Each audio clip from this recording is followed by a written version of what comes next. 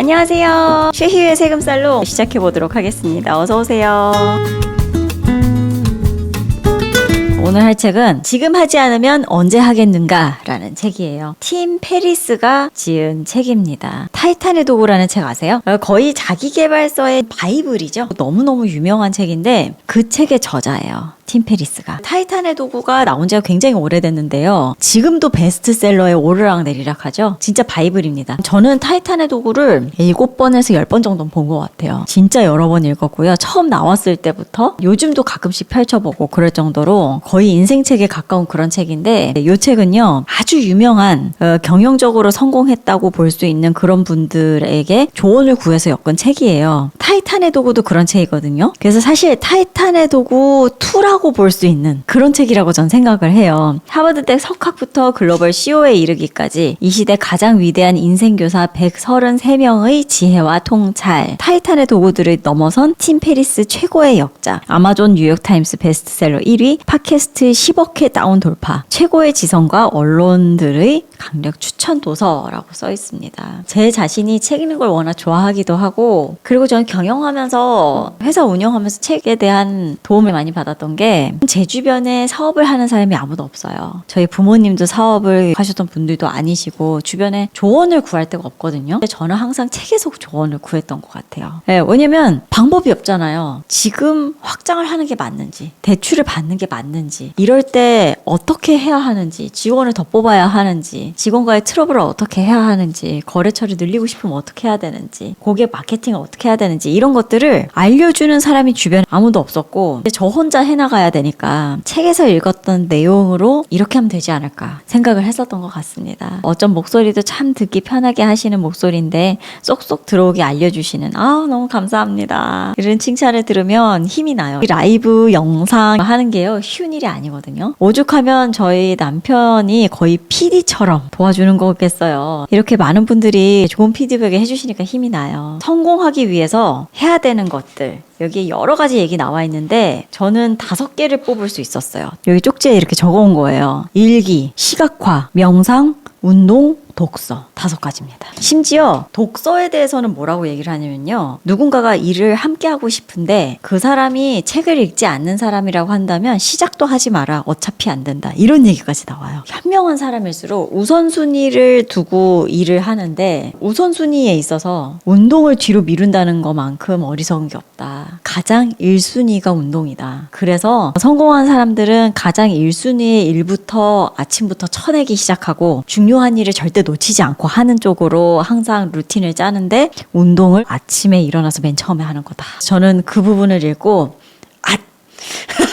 오늘은 제주에 와 있는데 제주도에서 뵈니 반갑네요 해주셨어요. 제주도까지 가셔서 저의 라이브를 트시다니 정말 감개무량합니다. 너무 감사합니다. 제가 여러분들이랑 같이 읽으려고 붙여놓은 부분을 쭉 읽어드리겠습니다. 충격점에 집중하라 라는 내용이에요. 성공을 위해 천재 수준의 두뇌를 갖추고 소수정의 비밀 결사단에 들어가고 움직이는 목표를 맞춰야 하는 것은 아니다. 모두 방해만 될 뿐이다. 100명이 넘는 인생 형자들이 제시한 성공 비결은 간단하다. 지금 눈앞에 있는 것에 집중하라. 좋은 날을 하나씩 쌓아 좋은 인생을 만들어라. 똑같은 실수를 반복하지 않으면 충분하다. 이게 전부다. 목표물을 너무 정확하게 맞추려고 정조준하는데 너무 힘을 들이지 마라. 더 많이 인정받고 싶으면 진상이 되지 않으려고 노력해라. 그러다 보면 어느 순간 슈퍼스타가 되어 있을 것이다. 어떤 게임이든 승리의 비결은 너무 애쓰지 않는 데 있다. 너무 애쓴다고 생각되는 것 자체가 우선순위와 방식, 초점이 잘못됐다는 뜻이다. 만약 그렇다면 끈질기게 매달리지 말고 조정이 필요하다는 신호로 받아들여야 한다. 의구심이 들 때마다 뻔히 보이는 곳에 답이 숨어 있을 수 있다는 사실에서 위안을 느껴라. 목표물을 너무 정확하게 맞추려고 너무 가성비를 따지고 어떻게 하면 효율적으로, 어떻게 하면 더 빨리, 어떻게 하면 더 정확하게 내가 원하는 부분을 간파할 수 있을까, 내가 원하는 부분으로 바로 갈 수 있을까라고 너무 애쓰지 말라는 거죠. 너무 그런 부분에 집중하지 말라는 거예요. 요즘 가성비의 시대 아니에요? 그죠? 어떻게 하면 적은 힘을 들이고 어떻게 하면 리소스를 가장 조금만 쓰면서 최대 만족을 누릴 것이냐, 최대 수익을 누릴 것이냐, 이런 거에 집중해 중에 있는 것 같은데 묵묵하게 하는 게 더 중요하다, 이런 내용입니다. 우리는 생각보다 시간이 별로 없는데도 우리는 생각하는 것과는 매우 다른 방식으로 시간을 보내고 있다. 뼈 때리는 얘기 아니에요? 드류 휴스턴이라는 분이 MIT 졸업생들한테 세 가지를 이야기했대요. 테니스공, 동그라미, 그리고 3만이라는 숫자, 이렇게 세 가지를 이야기했다고 합니다. 테니스공은 뭘 말하는 거냐면요, 마치 테니스를 칠 때 그 공이 어디서 오는지 그것만 집중하잖아요. 다른 생각 전혀 안 하죠. 딱 그거 치는 거 생각만 하잖아요. 그런 집중력이면 못할 게 없다. 두 번째는 동그라미라 그래서 나랑 가장 친한 친구 5명이 제일 중요하다. 동그라미 안에 들어와 있는 그 5명이 나의 모습이랑 비슷하다. 그리고 그 5명의 역량이 나의 잠재력을 끝까지 끌어올려 줄 거다. 마지막에 3만이라는 부분입니다. 예외 없이 누구나 다 하루에 주어진 시간이 똑같습니다. 한 웹사이트에서 인간이 평균 3만 일을 산다라는 글을 읽었대요. 매일 하루하루를 의미 있게 살아야 된다. 누구든지 간에 주어진 시간이 3만 일밖에 안 되기 때문에. 그래서 어떻게 살아야 되는지를 고민을 하고 하루하루를 진하게 살아야 되는데, 이 부분을 읽어드릴게요. 드류 휴스턴이 MIT 졸업생들에게 숫자 3만을 제시한 이유가 여기 있다. 우리는 예외 없이 아주 제한된 시간을 살다가 세상을 떠난다. 따라서 모든 것을 할 시간이 없을 때는 모든 것을 하지 않아도 되게끔 만들어야 한다. 즉 우선순위가 필요하다. 보통 사람이 하루에 핸드폰을 보면서 SNS를 하는데 4시간 정도를 쓴다고 합니다. 근데 그 4시간을 그렇게 흘려보내지 않고 내가 해야 할 일에 집중한다면, 그렇다면 인생이 달라지지 않겠어요? 3만 일밖에 없는데? 드류는 현명한 우선순위 결정을 위한 몇 가지 팁을 남겼다. 첫째, 돌을 채워넣기 위한 시간을 미리 떼어놔라. 실패하는 사람들은 늘 유예되는데도 불구하고 희망적 사고를 버리지 못하기 때문이다. 남는 시간이 있었다면 운동할 수 있었을 텐데와 같은 것이 우리가 버려야 할 희망적 사고다. 돌을 넣기 위한 시간을 의도적으로 따려 마련해두지 않으면 이 또한 절대 실현될 수 없는 희망사항으로 전락하고 만다. 사실 숙면을 취하고 운동을 하는 습관은 모래나 자갈이 아니라 중요한 돌이 되어야 한다. 잠과 건강만큼 인생에서 중요한 것도 없다라고 괄호치고 돼 있어요. 아까 우리가 성공하려면 어떻게 해야 돼요? 라고 했는데 많은 분들이 잠을 잘 자야 된다, 건강해야 된다 말씀해 주셨죠? 우리는 알고 있는 거예요. 어떻게 하면 성공할 수 있는지. 둘째, 모든 이메일에 답장하지 않아도 된다. 답장하지 않는 데서 오는 죄책감에서 벗어나라. 당신이 답장을 하지 않는다는 것은 그만큼 그 이메일이 아주 작은 모래라는 것이다. 여기에 일일이 신경 쓰면 계속 모래바람이 밀려들 것이다. 생각해보면 성공이란 나무는 거절을 양분으로 자란다. 이런 얘기가 나옵니다. 우리가 얼마나 많은 부탁과 얼마나 많은 역할에 치이면서 살고 있는가. 지금 저만 하더라도요, 저의 본캐가 세무사잖아요. 회사 대표로서의 역할도 있고, 회사 바깥으로 나오면 저는 한 아이의 엄마라는 역할도 있고, 그리고 작가로서의 역할도 있고, 여러 가지 역할이 있습니다. 신경 쓸 게 한두 가지가 아니고. 근데 여기에서 말하는 시간 관리의 어떤 큰 룰은 거절도 할 줄 알아야 된다는 거죠. 나 이거는 못해. 나 이거는 안 돼. 라고 딱딱 쳐내는 것도 있어야 된다. 5분 안에 증명하라라는 부분이 있습니다. 최고가 되어라. 붐비지 않는 유일한 시장이니까. 비즈니스맨이라면 누구든 블루오션을 찾고 있을 것이다. 그렇다면 최고가 되어야 된다. 최고의 자리가 붐비지 않는 유일한 시장이다. 최고가 되는 첫 번째 걸음으로 톰은 이렇게 말했다. 사람들은 가능한 폭넓게 사유하고 강력한 비전을 가져야 한다고 생각한다. 이는 환상이다. 최고가 되려면 작게 생각하고 오늘 하루가 끝나기 전에 근사한 일을 해야 한다. 그는 탁월함은 5분 안에 증명될 수 있어야 한다고 말한다. 당신이 얼마나 탁월한지, 당신이 지금 하고 있는 일이 어떤 매력을 갖고 있는지 5분 내에 입증할 수 없다면 당신은 막연한 꿈을 꾸는 공상가다. 이렇게 노력하다 보면 언젠가는 탁월해질 것이라는 생각은 금물이다. 어떤 사람을 만났을 때 그 사람과 5분 정도 대화를 나눴음에도 그가 뛰어난 사람인지 여부가 가늠되지 않으면 그 사람은 절대 탁월한 사람이 아니다. 우리가 꿈을 크게 가지라고 하고 정말 손에 닿지 않는 그런 게 꿈이라고 생각을 하잖아요. 물론 그것도 중요하지만 당장 지금도 굉장히 중요하다는 거예요. 당장 지금을 탁월하게, 근사하게 마무리 지어야, 그래야 내일도 탁월하고 내일 모레도 탁월하고 인생이 탁월해지는 거죠. 성공해본 사람들이 괜히 성공한 게 아닌 것 같아요. 그죠? 게리 베이너척이라고 굉장히 마케팅이랑 브랜딩에 강한 분이시죠? 아마 얼굴 딱 보면 아실 거예요. 이 사람이 해준 얘기를 읽어보겠습니다. 졸업을 앞둔 젊은이들에게 어떤 조언을 해주고 싶은가라는 질문에 거시적으로 인내하고 미시적으로는 속도를 올리라고 말해주고 싶다. 앞으로 다가올 8년에 신경 쓰기보다는 바로 코앞의 8일에 더 집중하는 삶을 살기를 바란다. 거시적인 시각에서 보면 모든 사람이 심하게 안달을 내고 있는 것처럼 보인다. 나는 몇 년, 몇십 년 뒤의 일에 대해서는 믿을 수 없을 정도로 참을성을 발휘하지만 하루하루의 시간 속에서는 매 순간을 극도로 흥분한 상태로 보낸다. 그런데 다른 사람들은 나와 반대인 듯하다. 대체로 사람들은 25살에는 뭘 해야 하지? 지금부터 이걸 준비하는 게 좋겠지? 같은 질문에 매달린다. 하지만 몇 년 뒤의 일에 몹시 신경 쓰고 나면 지금 당장은 넷플릭스나 드라마나 보고 있다.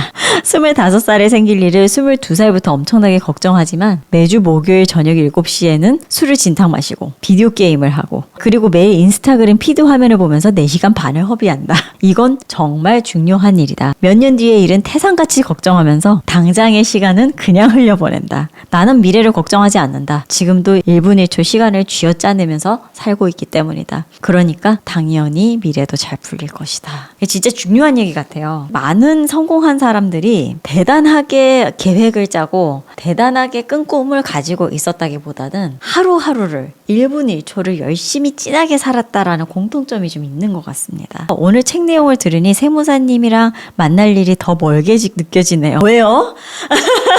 그 다음 부분 또 읽어드리겠습니다. 미쳤다는 소리를 듣고 있는가라는 부분이에요. 타이탄의 도구들에서 만난 세계 최고의 CEO들의 공통점이 무엇인지 기억하는가? 그들은 모두 결점투성이 인간들이었다는, 모두 겨우 한 걸음 전진하기 위해 하루 종일 발버둥 치는 사람들이었다는 것을. 경영석학 짐 콜린스에 따르면 좋은 기업을 넘어 위대한 기업을 일군 CEO들의 주요 공통 특징 중에 하나가 뭐냐? 인간적 면모라는 것이다.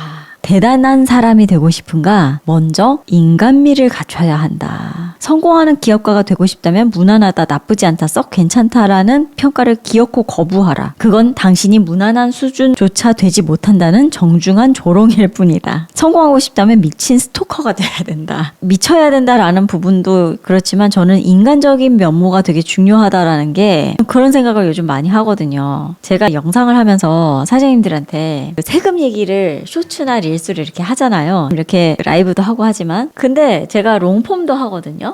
잘 모르시는 분들 계실 텐데 롱폼은 사업의 인사이트에 대한 이야기라든지 그리고 강의 나가는 거 이런 거 비유력을 이렇게 잠깐 하는데 사장님들 만나서 얘기를 해보면 사장님들께서 그런 말씀 많이 하시는 거예요. 브이로그 이런 거 보면 되게 바쁘게 사시는 것 같다. 집 나오는 거 봤어요. 이런 말씀 많이 하시거든요. 근데 저는 그거를 보면서 어떤 생각을 했냐면 나를 세무사 혹은 회사 대표로 보지 않고 어떤 인간 최희우로서의 모습을 보여줬을 때 사장님들께서 그걸 더 인간적으로 느끼시고 더 가깝게 느끼시는구나 그런 생각을 많이 했어요. 마지막 사람이 함정이다라는 이런 부분입니다. 맨 마지막에 조언을 구하는 사람을 절대로 가족이나 친구 이렇게 아주 가까운 사람을 두면 안 된다 이런 얘기를 해요. 사장님들께서 이 사업을 운영하시거나 경영을 하는 데 있어서 중요한 의사결정은 이 회사의 성패를 가로짓고 좌우하잖아요. 의사결정을 잘못하는 것 때문에 회사가 진짜 흥하고 망하고 이게 다 생기는 건데 의사결정을 할 때 그렇게 가까운 사람한테 조언을 구하면 안 된다는 얘기입니다. 첫째, 의사결정을 내릴 때는 가능한 한 1대1로 대화하지 마라. 의견이 서로 다른 사람들을 한데 모아 당신의 문제를 논의케 하라. 그러면 1대1로 조언을 구할 때보다 훨씬 더 좋은 결과를 도출할 수 있다. 둘째, 전혀 다른 분야와 손을 잡아라. 당신이 결정해야 할 분야의 전문가가 아니라 전혀 다른 영역에서 인정받은 사람이 있다면 그에게 직관적인 조언을 구하는 편이 오히려 낫다. 마지막으로 결정은 당신이 하는 것이다. 결정에 따른 모든 것을 책임질 수 없다면 처음부터 사람들의 의견을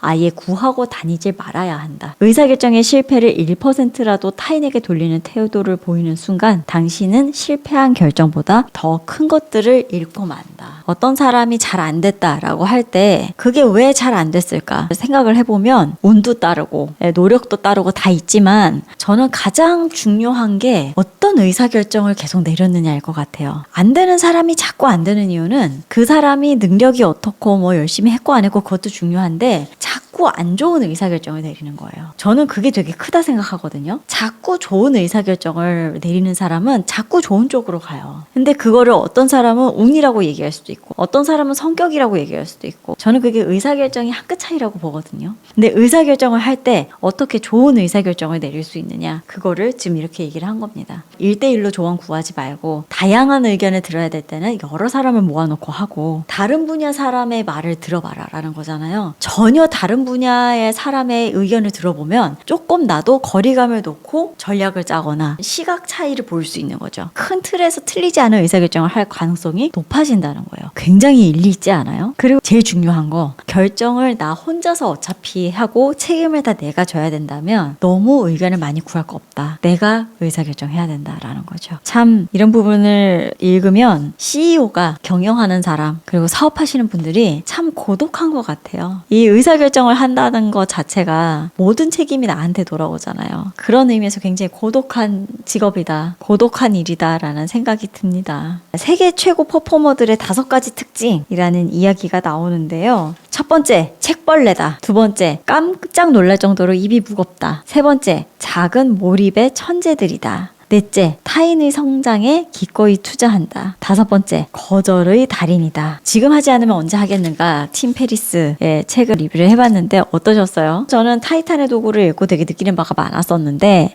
타이탄의 도구 2라고 할 만한 책이 나왔습니다. 일독을 권해드립니다.